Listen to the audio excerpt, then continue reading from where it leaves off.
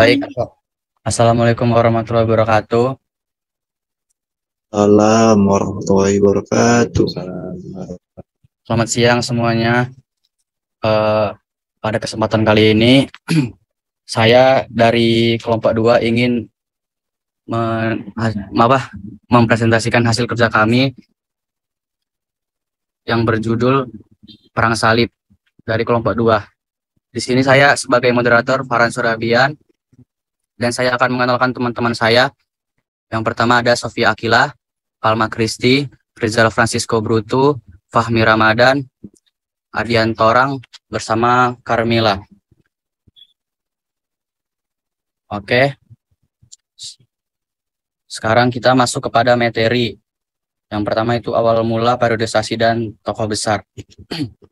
Yang keempat ada dampak dan kesimpulan. Yang pertama asal mula yang akan dijelaskan oleh teman saya. Saya persilakan.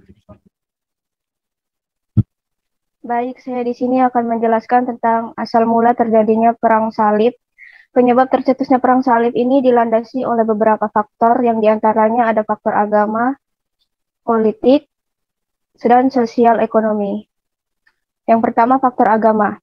Yerusalem, tempat kelahiran Yesus yang dianggap suci bagi umat Kristen, kini telah dikuasai oleh Bani Saljuk, sehingga mereka merasa tidak bebas lagi menjalankan ritual agamanya. Di samping itu, penguasa Saljuk juga menetapkan beberapa peraturan bagi umat Kristen yang mengunjungi Baitul Maqdis. Hal tersebut sangat mengganggu dan memicu kebencian mereka. Yang kedua, faktor politik. Kekalahan Bizantium di Marzikan tahun 1070 dan jatuhnya Asia Kecil di bawah kekuasaan Bani Saljuk telah mendorong Kaisar Alexius meminta bantuan kepada Paus Urbanus II untuk mengembalikan wilayah kekuasaannya yang diduduki oleh Bani Saljuk. Permohonan ini diterima dengan catatan Kaisar harus tunduk kepadanya. Sementara itu, dinasti Saljuk di Asia Kecil sedang mengalami perpecahan setelah Sultan Malik Syah wafat. Terjadi perebutan kekuasaan di antara putra-putranya. Ditambah saat itu, dinasti Fatimiyah di Mesir sedang dalam keadaan lumpuh pula, sedangkan kekuasaan Islam di Spanyol sedang lemah. Next. Yang ketiga ada faktor sosial ekonomi. Para pedagang besar yang berada di pantai timur Laut Tengah, terutama yang berada di kota Venezia, Genoa, dan Pisa, berambisi untuk menguasai sejumlah kota dagang di sepanjang pantai timur dan selatan Laut Tengah, demi memperluas jaringan perdagangan mereka. Untuk itu, mereka rela menanggung sebagian dana Perang Salib dengan maksud menjadikan kawasan itu sebagai pusat perdagangan mereka bila Kristen Eropa memperoleh kemenangan. Faktor-faktor ini telah menunjukkan bahwa Perang Salib ternyata tidak murni dilandasi oleh dorongan spiritual agama saja. Ia bukan lagi menjadi perang suci yang menjadi motivator, bukan lagi agama, tetapi persoalan ekonomi untuk memperoleh keuntungan. Sekian mengenai penyebab awal mula Perang Salib, saya kembalikan kepada moderator. Kita akan masuk kepada materi periodisasi Perang Salib yang ada periode 1 sampai 2 dan periode 3 sampai 4 yang akan dijelaskan oleh Rizal Francisco dan Fahmi. Saya persilakan. Musim semi tahun 1095, 150 orang Eropa sebagian besar bangsa Prancis Norman berangkat menuju Konstantinopel, kemudian ke Palestina. Tentara Perang Salib dipimpin oleh Godfrey Bohemond dan Raymond ini memperoleh kemenangan besar. Pada 18 Juni tahun 1097, mereka berhasil menaklukkan Nicaea dan pada tahun 1098 menguasai Raha Endesa. Di sini mereka mendirikan Konti Endesa dengan Balduin sebagai raja. Pada tahun yang sama, mereka menguasai Antioquia dan mendirikan kepangeranan Antioquia di timur. Bohemond dilantik menjadi rajanya. Mereka juga berhasil menduduki Baitul Maqdis, yaitu Yerusalem, pada 15 Juli tahun 1099 Masehi, dan mendirikan kerajaan Yerusalem dengan rajanya Godfrey. Setelah itu, tentara Salib melanjutkan ekspansinya. Mereka menguasai kota Akka tahun 1104, Tripoli tahun 1109, dan kota Tri tahun 1124. Di Tripoli mereka mendirikan Konti Tripoli. Rajanya adalah Raymond. Selanjutnya Sheikh Imaduddin Zengi. Pada tahun 1144, penguasaan Mosul dan Irak berhasil menaklukkan kembali Aleppo, Haminah, dan Endesa. Namun ia wafat pada tahun 1146 Tugasnya dilanjutkan oleh putranya Syekhi Nuruddin Zengi. Syekhi Nuruddin berhasil merebut kembali Antioquia pada tahun 1149 dan pada tahun 1151 seluruh Endesa dapat direbut kembali. Next, masuk periode 2. Jatuhnya Konti Endesa menyebabkan umat Kristen mengobarkan Perang Salib II.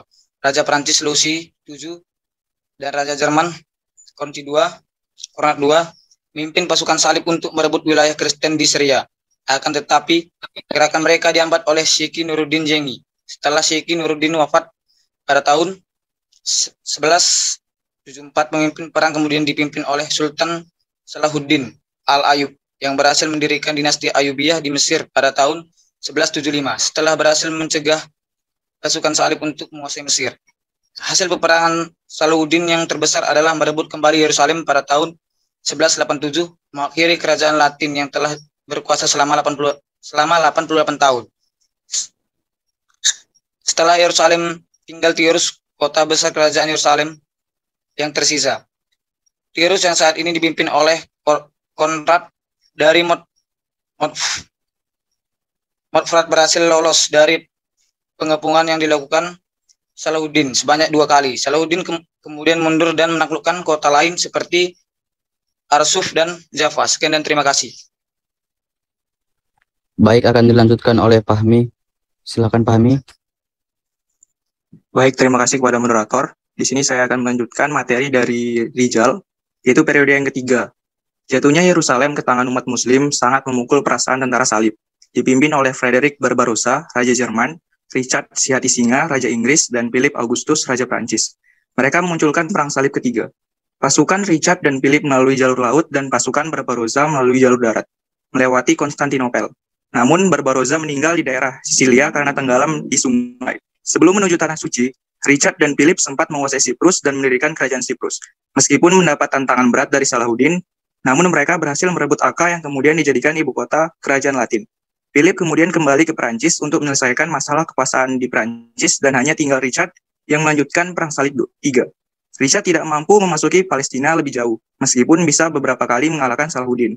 Pada 2 November 1192, dibuat perjanjian antara tentara salib dengan Salahuddin yang disebut dengan Sulh al-Ramlah. Selanjutnya periode yang keempat, pada 1219 meletus kembali Perang Salib periode yang keempat, di mana tentara Kristen dipimpin oleh Raja Jerman Frederick berusaha merebut Mesir lebih dahulu sebelum ke Palestina, dengan harapan dapat bantuan dari orang-orang Kristen Koptik. Mereka berhasil menduduki Dimyat. Raja Mesir dari dinasti Ayyubiyah waktu itu, Al-Malik Al-Kamil, membuat perjanjian dengan Frederick. Isinya antara lain Frederick bersedia melepaskan Dimyat, sementara Al-Malik Al-Kamil melepaskan Palestina. Frederick menjamin keamanan kaum muslimin di sana, dan Frederick tidak mengirimkan bantuan kepada Kristen di Syria. Dalam perkembangan berikutnya, Palestina dapat direbut kembali oleh kaum muslimin pada 1247. Pada masa pemerintahan Al-Malik Al-Salih, ketika Mesir dikuasai oleh dinasti Mamalik yang menggantikan posisi dinasti Ayyubiyah. Pimpinan perang dipegang oleh Baibars, Khalawun, dan Syekhul Islam Ibnu Taimiyah. Pada masa mereka lah Akka dapat direbut kembali oleh kaum muslim pada tahun 1291. Terima kasih, saya kembalikan kepada moderator. Sekarang kita masuk kepada materi tokoh-tokoh besar yang mempengaruhi terjadinya Perang Salib. Kepada Pak Halma, saya persilakan. Baik, terima kasih kepada moderator. Di sini saya akan menjelaskan beberapa tokoh besar yang mempengaruhi terjadinya Perang Salib. Yang pertama itu ada Paus Urbanus II. Perang Salib pertama meletus setelah seruannya dalam sidang konsili Clermont pada tahun 1095.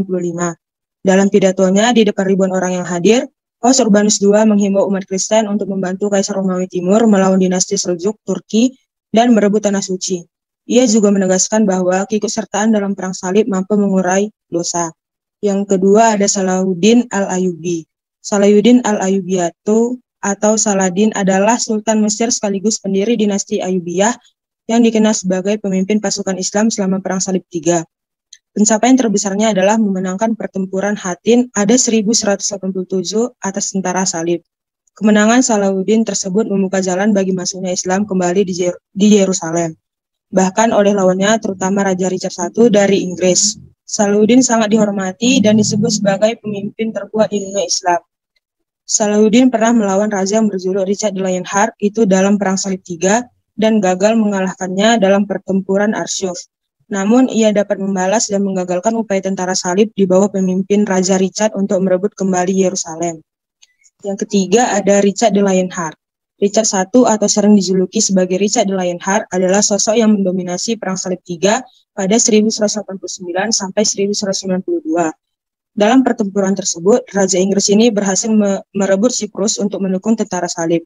Ketika menduduki tahta, Richard I memang hanya memiliki ambisi untuk memimpin Perang Salib. Ia lantas memimpin armada tangguh yang konon berjumlah 200 kapal untuk menuju ke Tanah Suci. Pada 1911, Richard membuktikan kehebatannya dengan merebut Akko dan mengerahkan pasukannya untuk menyerbu Yerusalem. Selanjutnya akan dilanjutkan oleh Carmilla. Baiklah, saya akan melanjutkan membacakan materi tentang tokoh-tokoh besar yang ada pada Perang Salib. Yang keempat yaitu Kilij Arslan I. Kilij Arslan I adalah Sultan Seljuk Rum kedua yang berkuasa antara tahun 1092 hingga tahun 1107.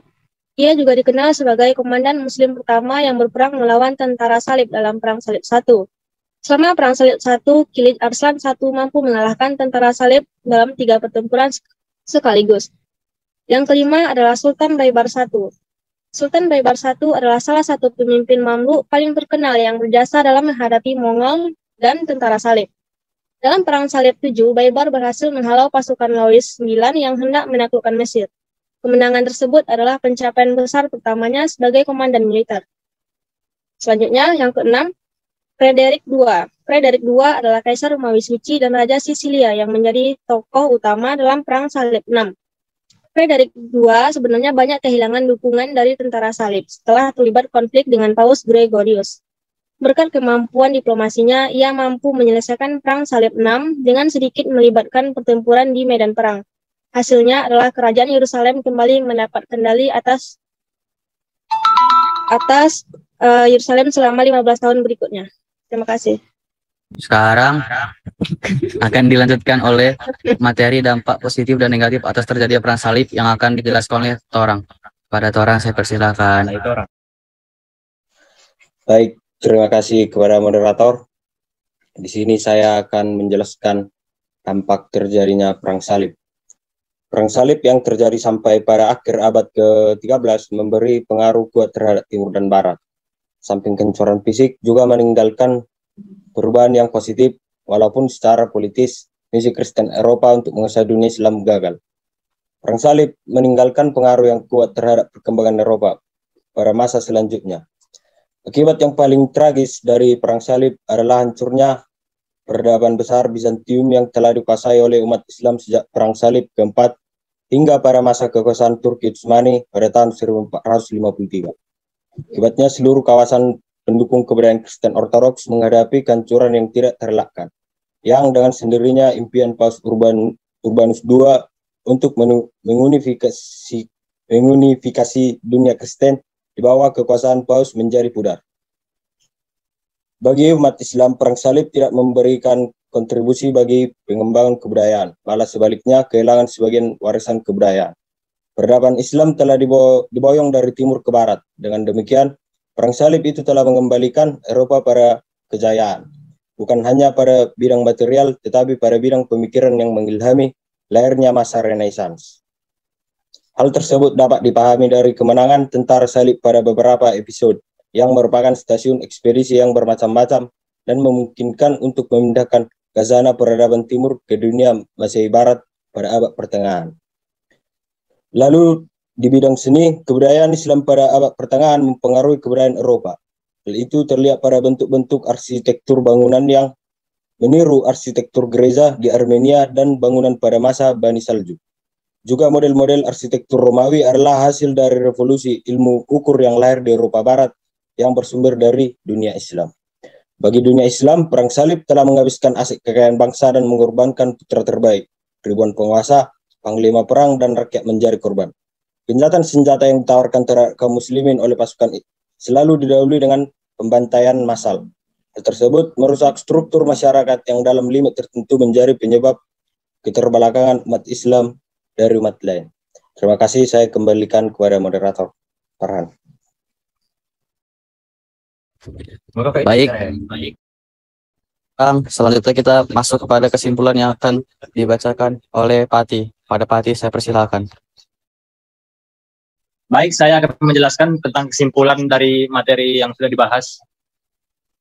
Perang Salib adalah sebuah perebutan tanah suci Yerusalem, menunjukkan bahwa konflik antara bangsa-bangsa Kristen dan Islam telah berlangsung selama berabad-abad. Kedua belah pihak memiliki keyakinan dan tujuan yang berbeda-beda yang membuat konflik sulit diatasi. Dapat dikatakan bahwa Perang Salib merupakan sebuah peristiwa penting dalam sejarah dunia yang memengaruhi kehidupan masyarakat Eropa dan Timur Tengah. Meskipun perang ini tidak mencapai tujuannya dalam merebut kembali Yerusalem dari umat Islam, tetapi memberikan dampak yang besar pada perkembangan agama, politik, dan budaya di kedua belah pihak. Baik, terima kasih. Saya kembalikan pada moderator. Baik, terima kasih Pati. Sekarang kita akan masuk kepada sesi tanya jawab. Bagi teman-teman yang ingin berjawab, dipersilahkan. Baik, kepada Ria Pinolasari, silakan bertanya. Baik, terima kasih moderator. Pertanyaan saya untuk Rijal, apa yang dilakukan oleh Kilij Arslan I selama Perang Salib sehingga ia bisa mengalahkan tentara Salib dalam 3 pertempuran sekaligus, dan sebutkan isi perjanjian Sul al-Ramlah. Terima kasih. Saya ingin bertanya kepada Sophia. Dalam pemaparan mengenai faktor agama tercetusnya Perang Salib, dikatakan kalau Bani Saljuk menetapkan beberapa peraturan bagi umat Kristen di Baitul Maqdis yang mengganggu dan memicu kebencian mereka. Pertanyaannya adalah, peraturan seperti apa yang mereka tetapkan sehingga membuat umat Kristen tidak senang dan berakhir mencetuskan perang suci? Lalu kemudian tempat seperti apa itu disebut Baitul Maqdis? Terima kasih. Nah, jadi seperti yang kita ketahui bahwa Perang Salib itu kan merupakan konflik antara kedua umat agama, yaitu pasukan Muslim sama pasukan Kristen kan. Yang sebenarnya tujuannya itu untuk merebut tanah Yerusalem. Nah, jadi pertanyaan saya adalah, apakah dalam konflik ini komunitas lain itu juga terlibat di dalamnya sehingga menimbulkan konflik baru atau menimbulkan yang namanya pembantaian atau tragedi baru? Itu pertanyaan dari saya. Terima kasih. Di sini saya akan memberikan pertanyaan kepada Fahmi. Tadi di PPT kan jumlah periodisasi Perang Salib itu ada 4 kan. Tapi waktu pas di PPT bagian tentang tokoh-tokoh tokoh-tokoh terkenal Perang Salib itu ada sampai Perang Salib ke-7 gitu. Nah, itu mohon penjelasannya itu gimana gitu. Terima kasih. Baik, terima kasih kepada moderator. Saya di sini cuma minta mengenai dampak positif dari Perang Salib menurut kelompok kalian saja. Itu aja. Menuju kepada Farhan. Saya ingin bertanya kepada saudara Farhan. Jadi pertanyaan saya itu, kan dari beberapa Perang Salib, itu kan salah satu wilayah yang paling banyak diincar orang itu adalah Yerusalem kan. Jadi seberapa pentingkah Yerusalem itu sehingga mereka pasukan Kristen dan pasukan Muslim ini sampai segitu ambisnya untuk merebut Yerusalem gitu. Seberapa pentingnya Yerusalem ini bagi kedua negara, bagi kedua pasukan ini? Oke, sekian dari saya, Elias Jajiga. Terima kasih. Coba saudara jelaskan menurut pendapat Anda, apa yang menjadi pemicu Perang Salib sehingga menimbulkan rasa permusuhan antara Islam dan Kristen? Baik, terima kasih. Saya ingin bertanya kepada Bang Torang, apa yang dimaksud dengan konsili Clermont? Terima kasih. Baik, terima kasih. Tolong buat kawan-kawan ditulis ya pertanyaannya dan buat siapa. Makasih. Selanjutnya, saya dari kelompok 2 akan menjawab dari pertanyaan kawan-kawan semua. Yang pertama, saya akan menjawab pertanyaan dari Andi. Dalam dampak positif dulu ya. Kalau dampak positifnya itu bangsa Barat mendapatkan perkembangan dan budaya dari Islam gitu. Begitu yang ditemukan oleh ilmuwan Islam. Pada saat itu kan mungkin kebudayaannya lebih maju Islam daripada bangsa Barat. Lalu dampak positifnya, dampak negatifnya, dunia Islam mengalami kemunduran dari segala bidang kehidupan dari dampak Perang Salib tersebut. Apakah Andi bisa diterima jawabannya? Bisa. Baik, terima kasih kepada Andi. Saya akan menjawab pertanyaan dari Kerin Devina, yang mana tadi pertanyaannya adalah sebenarnya berapa kali atau berapa periode perang salib itu terjadi dan kenapa kami hanya membuat 4 periode saja di PPT. Jadi sebenarnya perang salib itu ada yang mengatakan 8 dan ada yang mengatakan 9 periode. Ini tergantung dari sumber yang kita baca. Nah, di PPT kami buat hanya 4 periode karena menurut kami keempat periode itulah yang paling berdampak dan paling besar dalam perebutan tanah suci Yerusalem. Terima kasih. Saya kembalikan kepada moderator. Apakah jawabannya bisa diterima? Iya, Makasih, bisa. Kerin. Terima kasih. Makasih, Kerin. Jawabannya ada. Pada perang ini, selain bentrokan antara pasukan muslimin dan pasukan Kristen, komunitas lain juga terbawa-bawa dalam masalah ini. Komunitas yang paling berdampak itu adalah komunitas Yahudi dan Pagan. Karena faktanya, pada perang salib rakyat, tentara salib banyak membantai komunitas Yahudi.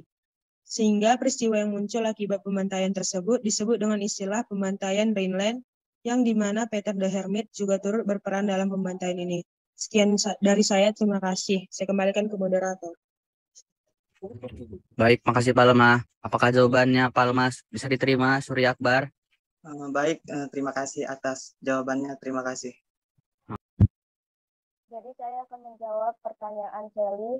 Hal yang memicu rasa benci umat Kristen salah satunya adalah perlakuan buruk dari orang Turki Saljuk yang fanatik di sana. Beberapa peraturan yang dicetuskan peziarah umat Kristiani tertimpa kesulitan yang hendak melaksanakan ibadah di Baitul Maqdis. Sedangkan Baitul Maqdis sendiri adalah suatu tempat yang dikenal sebagai kiblat pertama umat Islam, serta merupakan tempat suci dari 3 agama dulunya, yakni Islam, Nasrani, dan Yahudi. Sekian jawaban dari saya, terima kasih. Apakah bisa diterima jawabannya, Sally? Bisa, makasih. Sama-sama, Sally.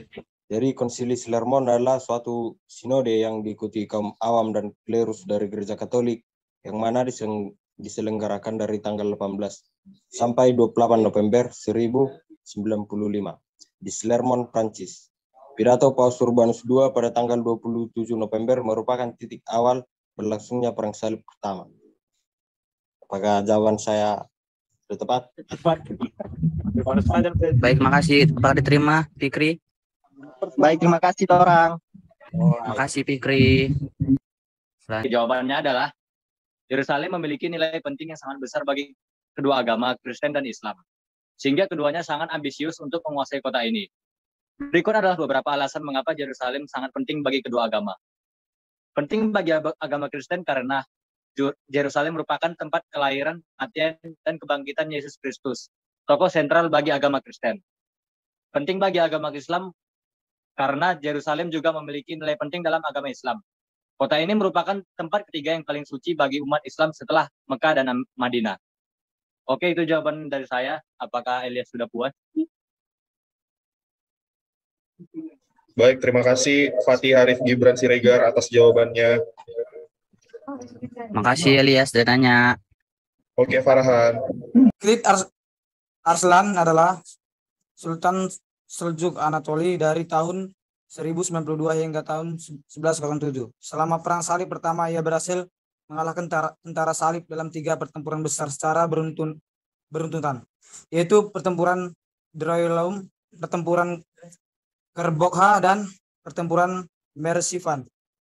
Ada beberapa faktor yang membantu Khalid Arslan I dalam meraih kemenangan atas tentara salib. Salah satu faktornya adalah bahwa Khalid Arslan I memiliki pasukan yang lebih berpengalaman dan terlatih dalam pertempuran daripada tentara salib yang terdiri dari banyak pasukan sukarelawan yang tidak berpengalaman dalam peperangan. Baik, saya akan jawab lagi. Beberapa isi dari perjanjian Sul al-Ramlan adalah sebagai berikut. Yang pertama, Damaskus tetap berada di bawah kekuasaan Muslim, sementara kota-kota pesisir Yerusalem, Acre, Jaffa, dan Arklon akan menjadi milik Kristen. Yang kedua, hak pengunjung Kristen ke situs suci di Yerusalem akan diakui dan dijamin. Yang ketiga, tawanan perang dari kedua belah pihak akan dibebaskan tanpa tebusan. Yang keempat, kedua belah pihak setuju untuk mengakhiri semua pertempuran dan tidak akan menyerang satu sama lain dalam waktu 3 tahun. Yang kelima, kedua belah pihak setuju untuk menjalin perdamaian dan persahabatan serta saling berdagang dan berhubungan diplomatik. Sekian dan terima kasih. Makasih Rijal, apakah jawaban yang bisa diterima dia? Terima kasih atas jawabannya. Jawabannya adalah seperti yang telah kita ketahui bahwa pemicu terjadinya perang salib memiliki beberapa faktor seperti faktor agama, politik, dan sosial ekonomi. Namun faktor agama dianggap sebagai faktor utama pecahnya perang salib. Hal ini dibuktikan ketika para tentara Kristiani meletakkan simbol salib pada senjata ataupun barang bawaan mereka. Hal ini dilakukan setelah kaum Kristen Eropa merasa kehilangan kebebasan mereka dan keamanan untuk bisa beribadah dengan tenang di Yerusalem. Kaum Kristen merasa terhina atas kelakuan yang mereka terima ketika menunaikan ibadah ke tanah suci Yerusalem. Mereka merasa terganggu atas perlakuan Bani Salju yang menguasai Baitul Maqdis.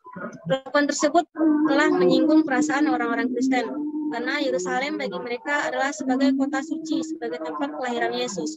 Padahal dinasti Seljuk Turki hanya menerapkan kebijakan baru agar tercipta suasana yang aman bagi umat Kristiani ketika beribadah di Yerusalem. Terima kasih. Saya kembalikan kepada moderator.